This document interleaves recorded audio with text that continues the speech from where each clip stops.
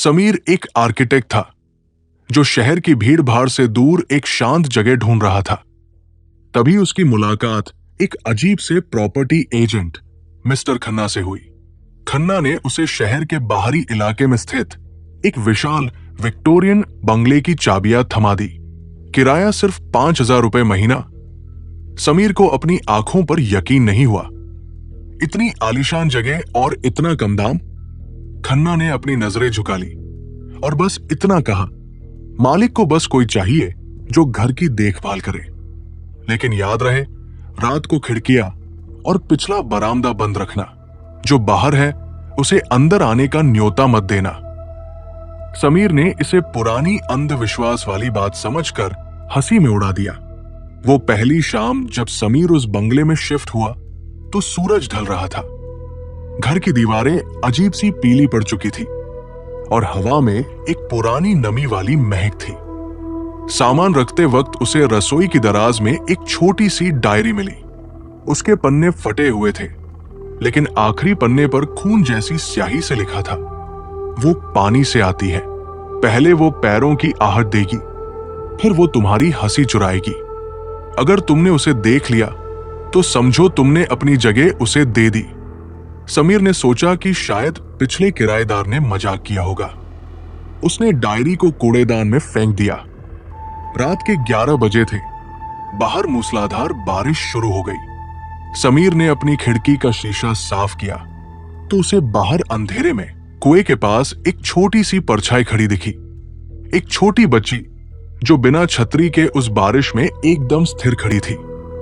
उसने सोचा कि कोई गांव की बच्ची रास्ता भटक गई होगी। उसने मदद के लिए खिड़की खोली और जोर से आवाज दी, बेटा अंदर आ जाओ, बाहर बहुत ठंड है। बच्ची ने कोई जवाब नहीं दिया। वो बस धीरे से मुड़ी और समीर की तरफ देखकर हाथ हिलाने लगी। उसके हाथ की खाल गलकर लटक रही थी। समीर का दिल जोर से धड़कने लगा। उसने झटके से खिड़की बंद की और कुंडी लगा दी। तभी उसे एहसास हुआ उसने उसे न्योता दे दिया था। उसी पल बिजली गुल हो गई। घर के अंदर एक सन्नाटा छा गया जिसे सिर्फ फ्रिज की गूंज तोड़ रही थी। समीर सोफे पर बैठ गया, पसीने से तरबतर।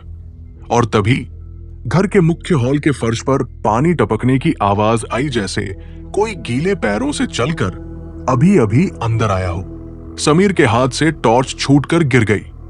शीशे में दिख रहा वो चेहरा धुंधला था, लेकिन उसकी मौजूदगी इतनी भारी थी कि समीर को सांस लेने में तकलीफ होने लगी। जैसे ही वो मुड़ा, वहां कोई नहीं था, सिर्फ वही गीले पैरों के निशान जो अब कमरे के कोने तक जा रहे थे। समीर ने भागने की कोशिश की, लेकिन मुख्य दरवाजा जाम हो गया था। उसने पूरी ताकत लगा दी, पर किवाड़ टस से मस नहीं हुए। घर के अंदर का तापमान अचानक गिर गया। उसकी सांसें सफेद धुएं की तरह हवा में जमने लगी। तभी उसे याद आया, मकान मालिक ने उसे चेतावनी दी थी कि रात को 2 बजे के बाद पिछला बरामदा मत खोलना। घबराहट में समीर ने घड़ी देखी। रात के 1:19। ऊपर से फिर वही आवाज आई, लेकिन इस बार वो हंसने की नहीं, बल्कि रोने की थी। कोई दीवार पर अपने नाखून रगड़ रहा था।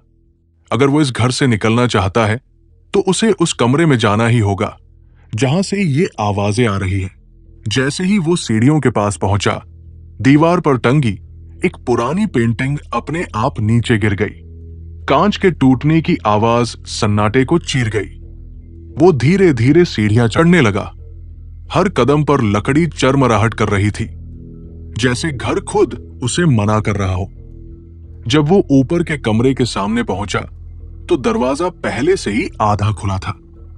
अंदर से सड़ी हुई घास और ठहरे हुए पानी की बदबू आ रही थी। कमरे के बीचों बीच एक पुरानी लकड़ी की कुर्सी अपने आप हिल रही थी। उसने टॉर्च चलाई। रोशनी कुर्सी पर पड़ी। वहां कोई नहीं था, लेकिन कुर्सी के नीचे पानी का एक छोटा सा तालाब बन गया था। अचानक ऊपर छत से एक बूंद समीर के माथे पर गिरी। वो लाल थी, खून। वो अकेला नहीं था। उसने डरते डरते ऊपर देखा। छत पर कोई चिपका हुआ था। एक औरत जिसके बाल फर्श तक लटक रहे थे। उसका शरीर अजीब तरह से मुड़ा हुआ था, हड्डियां टूटी हुई थी। उसने अपना सिर 180 डिग्री घुमाया और सीधे समीर की आंखों में देखा। उसका चेहरा मांस का लोथड़ा मात्र था, लेकिन उसकी मुस्कान समीर के रोंगटे खड़े करने के लिए काफी थी। मकान मालिक ने तुम्हें बताया था ना, वो फुसफुसाई। उसने कहा था कि मैं बाहर हूं, पर उसने ये नहीं बताया कि मैं उसके अंदर से बाहर आई हूं। समीर पीछे की ओर भागा, लेकिन फर्श अब फर्श नहीं रहा। वो दलदल की तरह नरम हो गया था। उसके पैर जमीन में धंसने लगे। वो जितना हाथ पांव मारता, उतना ही नीचे खिंचता चला जाता। नीचे धंसते हुए समीर ने देखा कि कमरे की दीवारों पर हजारों हाथ उभर आए हैं। वे छोटे बच्चों के हाथ थे जो उसे नीचे खींच रहे थे। अंतिम चीज जो उसने देखी वो थी वो औरत जो अब छत से उतरकर उसके ठीक सामने खड़ी थी। उसने अपना ठंडा गीला हाथ समीर के गले पर रखा। अगला किराएदार तुम लाओगे, उसने समीर के कान में कहा। अगली सुबह गांव वालों ने देखा कि बंगले का दरवाजा खुला था।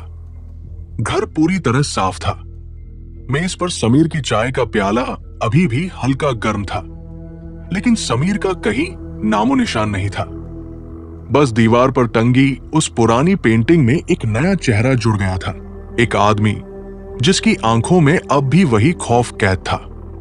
क्या समीर ने खिड़की खोलकर सबसे बड़ी गलती की? आप उसकी जगह होते तो क्या करते? अपनी राय कमेंट्स में जरूर लिखें। अगर आप चाहते हैं कि मैं इस कहानी का दूसरा भाग लेकर आऊं कि मिस्टर खन्ना का रहस्य क्या है, तो इस वीडियो पर 500 लाइक्स का टारगेट पूरा करें और हॉरर के शौकीनों के साथ इसे शेयर करना न भूलें।